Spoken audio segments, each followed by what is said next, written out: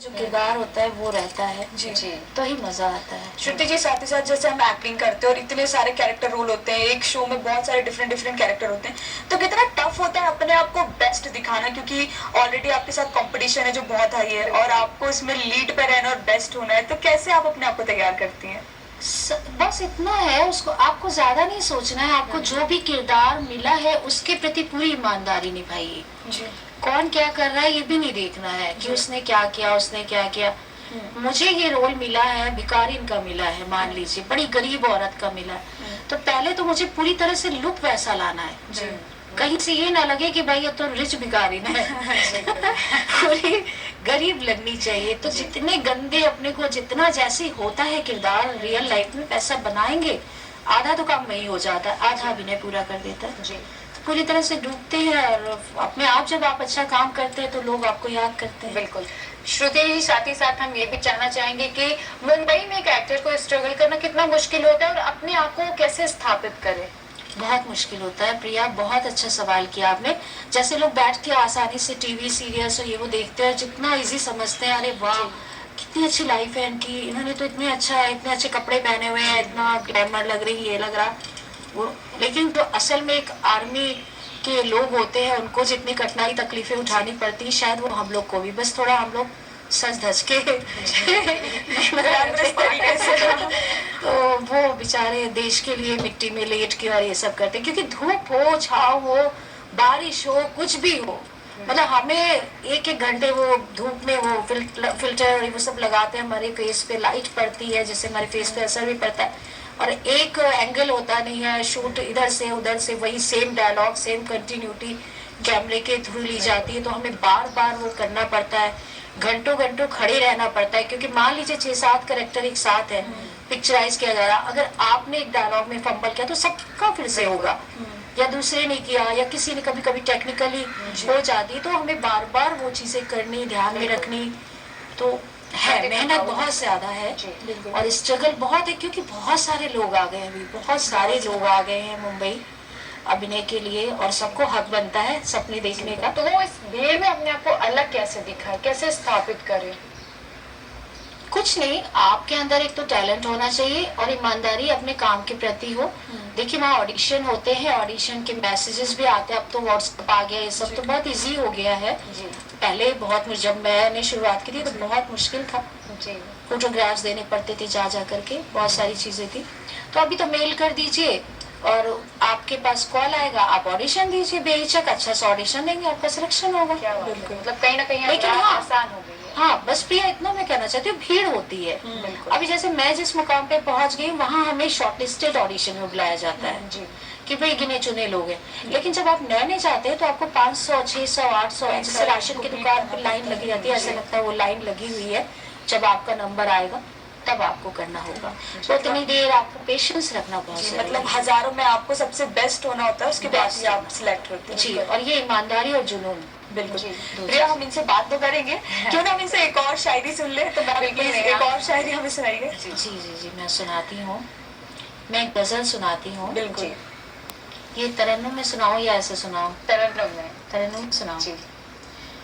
जो पोशीदा है आँखों से वो मंजर देख लेती हूँ, पोशीदा यानी छिपा हुआ, जो पोशीदा है आँखों से वो मंजर देख लेती हूँ, तसव्वुर में जिसे चाहूँ मैं अक्सर देख लेती हूँ, तसव्वुर में जिसे चाहूँ मैं अक्सर देख लेती हूँ, तुझे खत लिखने का अरमान दिल में जाग उठता है, तुझे खत लिखने का अरमान दिल में जाग उठता है, कोई उड़ता हुआ जब कबूतर देख लेती हूँ, कोई उड़ता हुआ जब कबूतर देख लेती हूँ, खुदा को देखने की जब तमन्नाएं मचलती है, मैं अपनी माँ का चेहरा मुस्कुरा कर देख लेती हूँ, मैं अपनी माँ का चेहरा मुस्कुरा कर देख लेती हूँ। अरे हाँ, मेरा तो मन नहीं मान रहा है। ऐसा लग रहा है जैसे सुनते ही जाए, कुछ हम सुने आपसे। जी बिल्कुल, आप सुनिए और मैं तो सुनाने में मतलब शायर, और कभी को कभी ऐसे मत कहिए सुनाओ, वरना वो सुनाता ही जाएगा। रात कब हो जाएगी और हम सुनने बैठने के लिए तैयार है, दर्शक आपको सुनने बैठे। जी बिल्कुल सुनाती हूँ। खुद से मिलने की सारी राहों पर, जी, खुद से मिलने की सारी राहों पर पहरा लगवा दे अपनी यादों पर, क्या बात है। पहरा लगवा दे अपनी यादों पर। हम शहंशाह को मात दे देंगे, हम शहंशाह को मात दे देंगे। आप इतरा रहे हैं प्यादों पर, आप इतरा रहे हैं प्यादों पर। थी खताएं तो सब गुलाबों की, गुलाब यानी फूल, गुलाब का फूल।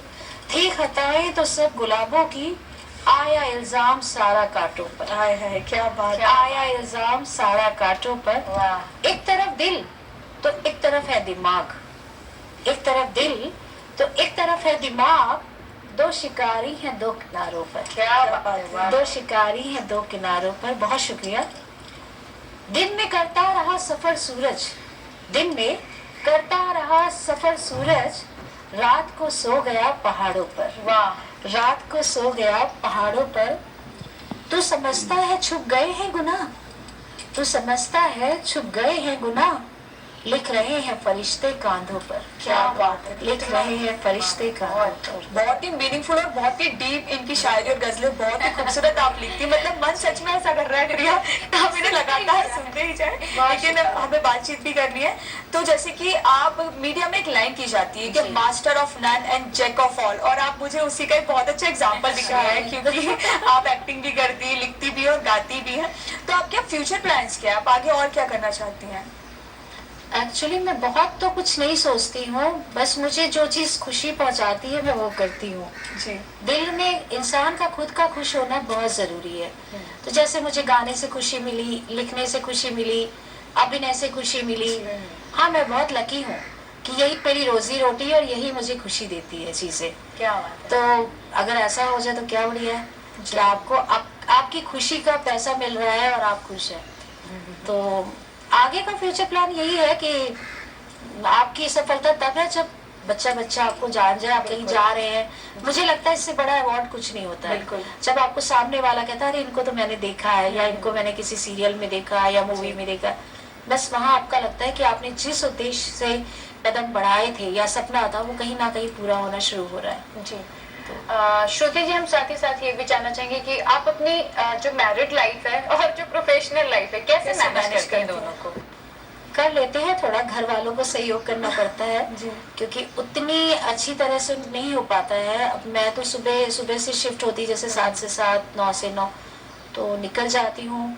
तो घर में मेरे हस्बैंड है और मेरी सास है, मेरी बेटी है 9 साल की। जी, तो सब मिलजुल के मैनेज कर लेते हैं। तो कितना मुश्किल होता है एक एक्टर के लिए अपनी दोनों लाइफ को पर्सनल और प्रोफेशनल मैनेज करना? मुश्किल होता है, मुश्किल होता है, लेकिन जब आपका परिवार और आपके दोस्त और सब आपका सहयोग करे तो मुश्किल नहीं मतलब लगता है। परिवार के सपोर्ट के बिना संभव नहीं। सपोर्ट के बिना संभव नहीं, क्योंकि वो चीजें जो हम जितनी कोशिश करते हैं करने की लाइफ में, जो चीजें हस्बैंड को परेशानी ना हो, बच्चे को ना हो, पर आप उतना नहीं कर पाते हैं। फिर भी वो मैनेज करते आपस में मिलके तो वो चीजें हो जाती है। श्रुति जी, चलिए इसी बात में एक और शायरी हमारे दर्शकों के लिए या फिर कोई गजल हमारे दर्शकों के लिए हो जाए। जी बिल्कुल, और ये गजल ऐसी है जिसमें बुज़दिली का कोई काम नहीं है। तो मैं सुनाती हूँ। हमें मैदान में ये बुज़दिली अच्छी नहीं लगती, हमें मैदान में ये बुज़दिली अच्छी नहीं लगती। कदम आगे बढ़ाकर वापसी अच्छी नहीं लगती, कदम आगे बढ़ाकर वापसी अच्छी नहीं लगती। बहुत ही खूबसूरत थी ये दुनिया जब तक भाईचारा था, बहुत ही खूबसूरत थी ये जब तक भाईचारा था। हुई है जब से दुनिया मतलबी अच्छी वाह, वाह, क्या नहीं बात, लगती, क्या बात है। हुई है जब से दुनिया मतलबी अच्छी नहीं लगती, मोहब्बत की हरारत से ही दिल सरशार होते हैं, मोहब्बत की हरारत से ही दिल सरशार होते हैं, दिलों पर बर्फ नफरत की जमी अच्छी नहीं क्या बात लगती, है, वाह वाह। दिलों पर बर्फ नफरत की जमी अच्छी नहीं लगती, बहुत आराम पहुंचाता है कंबल टाट का श्रुति, बहुत आराम पहुंचाता है कंबल टाट का श्रुति, वाह वाह। फकीरों को रिदाए रेशमी अच्छी क्या नहीं लगती, बहुत रिदाए यानी चादर, फकीरों को रिदाए रेशमी अच्छी नहीं लगती। बहुत बहुत ही खूब। श्रुति जी, ये तो हो गई शायरी और गजलें, आप क्या कोई गीत भी हमारे दर्शकों के लिए सुनाना चाहेंगे? हाँ जी, मैंने पतंग पे गीत लिखा है, पतंग को प्यार से जोड़ने की कोशिश की है जी। तो हम बिल्कुल तो- चाहेंगे कि वो आप हमें और हमारे दर्शकों को सुनाएं। हाँ, आप लोगों का आदेश चाहिए था। बिल्कुल बिल्कुल। आपका है आदेश? बिल्कुल। ऑडियंस भी बोल रही है। बस तो मैं सुनाती हूँ। ये प्यार की पतंग है उड़ा ले धीरे धीरे, मुझे तो तू पसंद है बुला ले धीरे धीरे, ये प्यार की पतंग है उड़ा ले धीरे धीरे, मुझे तो तू पसंद है बुला ले धीरे धीरे, ये प्यार की पतंग है। वाह। अपनी ही बस्ती में ये तो पेंगे भर रही है, इधर उधर की पतंगे भी उस पे मर रही है, क्या बात है, अपनी वाह, वाह। ही मस्ती में ये तो पेंगे भर रही है, इधर उधर की पतंगे भी उस पे मर रही है, जवानी का ये जोश है संभाल धीरे धीरे, मुझे तो तू पसंद है बुला ले धीरे धीरे, ये प्यार की पतंग है, क्या ये बात है। प्यार की पतंग है। श्रुति जी, अब हम आपसे ये जानना चाहेंगे कि आपने और किन किन चीजों में काम किया, जैसे कि एड फिल्म्स हैं, म्यूजिक एल्बम्स हैं, तो किन किन चीजों में आपने और काम किया है? नेहा जी, मैंने अमिताभ बच्चन जी के साथ 3 कमर्शियल ऐड किए हैं, Kalyan Jewellers, KBC, Cadbury chocolate, Govinda ji के साथ मूवी की है राजा भैया, क्या बात। काजोल जी के साथ रेन का ऐड किया है, और सुभाष घई जी की मूवी की है साइकिल किक, क्या बात। और म्यूजिक एल्बम किए हैं मैंने काफी। जी सूरज नागर जी हैं, सूरज नागर उज्जैनी जी, तो उन्होंने प्रोड्यूस किए हैं, लिखे और गाए हैं, और उन्होंने उनका लिखा हुआ गाना है व्हाट इज मोबाइल नंबर। क्या बात है। जी, तो उनके मैंने कम से कम 4-5 म्यूजिक एल्बम किए हैं, जिसमें एक मुंबई जिंदाबाद है, उसको मैंने गाया भी है। आपका ऐसा कोई फेवरेट किरदार है जिसे आप दिल से बिल्कुल निभाना चाहेंगे, किसी अदाकारा का रोल या कुछ भी? मुझे तो मीना कुमारी जी के जैसे रोल होते थे, या मधुबाला जी। ये मेरी फेवरेट हीरोइनें हैं, तो वो जिस तरह से करती थी, मतलब आपको कलाकार को क्या होता है, उसको एक ऐसा रोल मिलना चाहिए जी जी जिस पे पूरा सब टिका हो, जी। स्टोरी कहानी, जैसे मृत्युदंड में माधुरी दीक्षित, जी। मुझे उस टाइप का रोल पसंद है कि आपके ऊपर कहानी जा रही है और आपको सूट भी कर रही है, ऐसा नहीं कि आपको सूट नहीं कर रही है और आपको जबरदस्ती उस किरदार में रखा गया है। जी। तो इस टाइप की मुझे पिक्चरें, और संजीदा भी बहुत पसंद है, क्या बात है। संजीदा हो, दिल से आप उसमें डूब करके उसके दुख को समझ के उसको सामने प्रस्तुत करें। जी। तो और जी, साथ ही साथ हम चाहेंगे कि एक कोई डायलॉग आपका जो फेवरेट हो हमारे दर्शकों के लिए हो जाए। हाँ, जैसे आप बहुत सारे टीवी शोज और सीरियल करती हैं, हाँ, तो हाँ। लेटेस्ट में अगर आप कोई सीरियल कर रही हैं जिसका डायलॉग आप हमें हमारे दर्शकों को सुनाए। अच्छा, देखिए किए तो बहुत है, और हम लोग करते हैं और फिर भूल भी जाते हैं, घर आके फिर घर के उसमें हो जाते हैं, लेकिन एक निमकी मुखिया की अभी शादी दिखाई गई थी जी। निमकी मुखिया सीरियल में, तो उसमें वो मतलब क्या कर रही होती है, एक ऐसा माहौल होता है कि वो तालियां ढके हुए बैठी हुई है और सब लोग अपने अपने काम में लगे हुए हैं, तो हम उसे देख रहे हैं और हम कहते हैं कि अरे ये क्या कर रही है निमकिया, तो निमकी की बहन है वो उधर से आती है और बोलती है अरे स्टीम ले रही है, तो कहते हैं शिटिम्मा ले रही है, ये शिटिम्मा होता है, बोले हाँ भाप ले रही चाची। तो कहते अच्छा शिटमुआ को भाप कहते हैं। श्रुति जी, हम चाहेंगे कि आपने थिएटर भी बहुत किया है, तो थिएटर का कोई ऐसा सोलोलॉग या कोई ऐसा डायलॉग जो आपके बहुत करीब हो, आपको बहुत पसंद हो, सुनाइए। जी बिल्कुल, कोशिश करती हूँ। जी। सासू माँ प्रणाम, ये कब से आई है? हैं?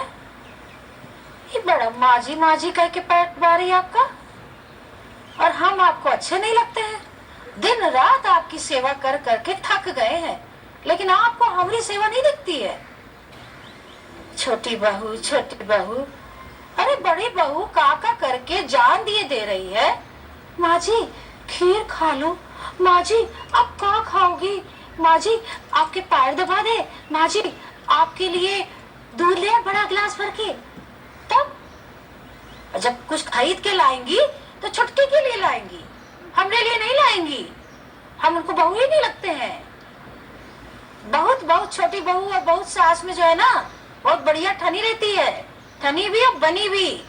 एक दिन ना क्या बात है, बहुत ही खूबसूरत आपने एक्ट करके दिखाया। श्रुति जी, जैसे अभी आपने बताया था कि आपको मधुबाला टाइप के कैरेक्टर करने बहुत पसंद है, लेकिन अभी करंट सिचुएशन में करंट एक्ट्रेस की जो बात करें तो आप किसको प्ले करना पसंद करेंगी, किसका रोल आप प्ले करना पसंद करेंगी? करंट में तो मुझे माधुरी करंट में नहीं आती हैं, पर फिर भी माधुरी दीक्षित है, श्रीदेवी जी थी जी, जिनके लिए शायद पूरा हिंदुस्तान रोया है। जी। और मैं बहुत प्यार करती थी उनको, बहुत बड़ी फैन हूँ उनकी। जी। तो वैसे भी रोल हो तो मजा आता है, क्योंकि वो एक कॉमेडी के साथ में हंसते हंसाते हुए, और जो जितने एक्सप्रेशन वो बदलती थी एक डायलॉग में, वो शायद ही कोई कर पाए। और श्रुति जी, मन तो कर रहा है कि हम आपसे यूं ही बातचीत करते रहे, आपकी शायरियां गजलें सुनते रहे, लेकिन हम समय सीमा में बंधे हैं और अब हमारा चलने का वक्त हो गया है। तो श्रुति जी, बहुत बहुत शुक्रिया, आप यहाँ आई, आपने अपना इतना इम्पोर्टेंट टाइम हमें दिया और इतने अच्छे से अपनी सारी आपकी जो लाइफ जर्नी है, आपकी चीजें, आपकी मेमोरीज है, आपने हमारे साथ शेयर की। Thank you so much ma'am, हमारे साथ यहाँ आने के लिए, जुड़ने के लिए और इतने अच्छे से सारी चीजें हमारे साथ शेयर करने के लिए। Thanks a lot. Neha ji आपका भी थैंक यू, प्रिया जी आपका भी thank you, thank you ma'am. Thank you जनता, आपका थैंक यू, नमस्ते और जय हिंद। क्या बात है, वाह वाह। दोस्तों, इसी के साथ फिलहाल वक्त हो चला एक छोटे से ब्रेक का, लेकिन आप कहीं मत जाइए, देखते रहिए हमारे साथ आपका अपना फेवरेट प्रोग्राम गुड